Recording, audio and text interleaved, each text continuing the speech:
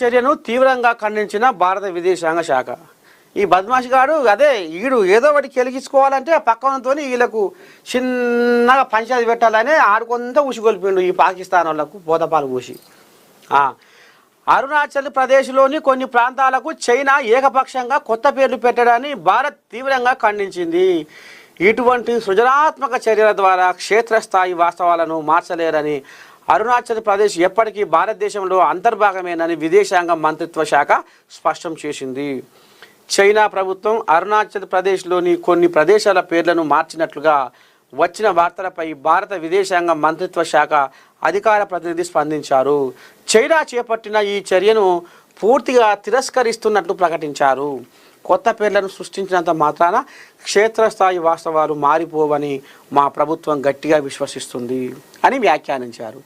అరుణాచల్ ప్రదేశ్ భారతదేశానికి చెందిన విడదీయరాని భాగమని, ఈ వాస్తవాన్ని ఎవరు మార్చలేరని ఆయన పునరుద్ఘాటించారు.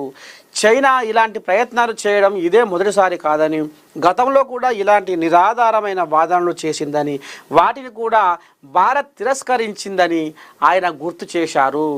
చైనా చర్యలు పూర్తిగా నిరాధారమైనవని, వాటికి ఎలాంటి చట్టబద్ధత లేదని భారత ప్రభుత్వం తన అధికారిక ప్రకటనలో పేర్కొంది.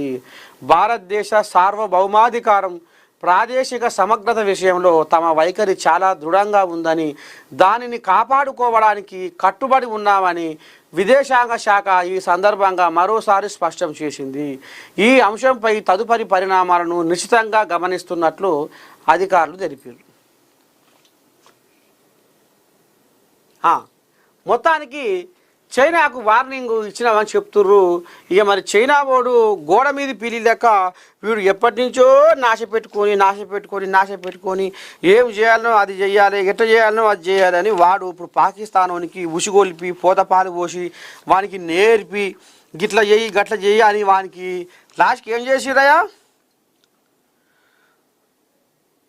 యుద్ధములోన చైనా పరికరాలు భరత భూమిలో దొరుకుడు ఏంది, యుద్ధములోన చైనా పరికరాలు భరత భూమిలో దొరుకుడు ఏంది, సుంకాల అమలుతో విర్రవీగిన చైనా అమెరికా కలుసుడేంది, సుంకాల అమలుతో విర్రవీగిన చైనా అమెరికా కలుసుడేంది, కంపుగానికి మోదీకి చీకటి దోస్తానము ఏంది, కంపుగానికి మోదీకి చీకటి దోస్తానము ఏంది, విజయం మాదని పాకిస్తాన్ వాళ్ళు రాగాలు తీసే ర్యాలీలేంది, అఖిల పక్షంలో నిజాలు చెప్పక తప్పించుక నువ్వు తిరుగుడు ఏంది,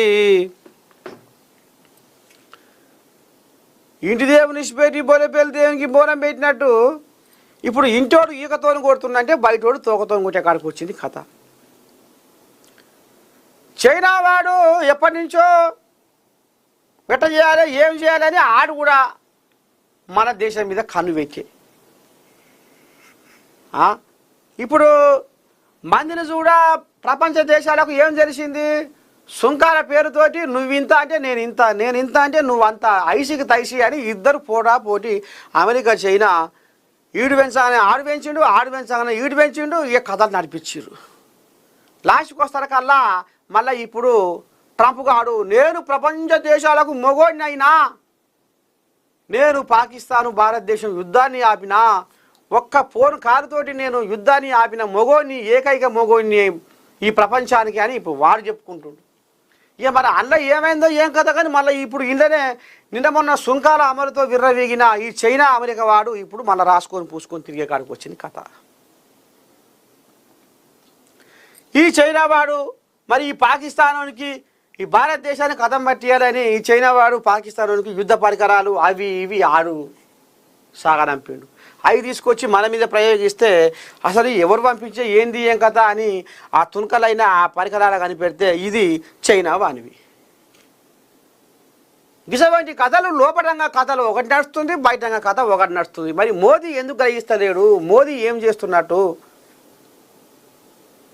అనేది ఇప్పుడు జనాలకు ఇంకా అర్థం కాలే, ఇంకా అర్థమవుతలేదు. మరి ఆయన ఎప్పుడు ఇప్పి చెప్తాడు, ఇంకేం చేస్తాడు ఈ దేశాన్ని అనేది. మొన్నటిదాకానేమో భారతదేశానికి మొగోడు మోదే అన్నారు, నిన్నే అలా ట్రంప్ కాని ఫోనుకు తల ఉంచినాక ఆహా ఏమో అయితట్టే ఉంది రో ఇదేం కథ రో, ఇదే కడి చీకటి దోస్తానం రో అని మళ్ళీ ఆలోచన